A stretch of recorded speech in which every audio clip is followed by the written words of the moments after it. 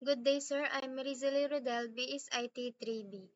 Um, so, i-represent ko po ngayon is yung sa user side, which is sa mobile. Then, ito yung side ng normal users na gusto kong mag-browse, pumili ng products at i-track yung orders nila.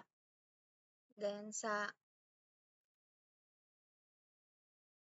homepage, meron tayong search bar, promo banner, then categories tulad ng phones, laptops, fashion, beauty, and gadgets. Meron ding featured products or recommendations sa based sa trending.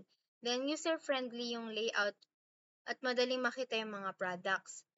Then sa product listing pages, meron tayong phones, then laptops, fashion, and beauty, then lastly, yung gadgets. Meron din tayong product section, which is ito, na-scroll din siya. Then, meron din dito yung categories niya. Then, sa add to cart section or sa shopping cart, meron tayong full screen, then product name, then quantity adjust, total price, and promo sale price, then yung image. Meron ding proceed to check out. Then, na-scroll din po siya pa. Then, dito naman sa notification page, naka-display dito yung order updates, then promotion, social updates, and finance updates. May timeline style kaya madaling sundan yung order progress. Then, dito naman sa account profile, meron tayong profile info, may purchases, then merong to pay, to ship, to receive, and to rate.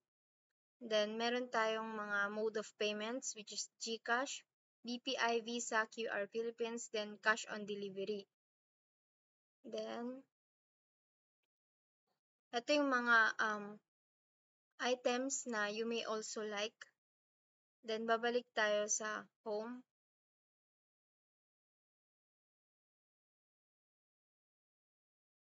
Then, dun naman tayo sa admin side. Sa admin side, like yung sa user side, meron tayong search bar, then yung promo, then yung mga categories and recommendations. As you can see, hindi pa siya actually tapos. Then, dito naman sa products ng admin side is, meron tayong products. Pwede mo siyang i-scroll pa side. Then, yun lang po. Thank you.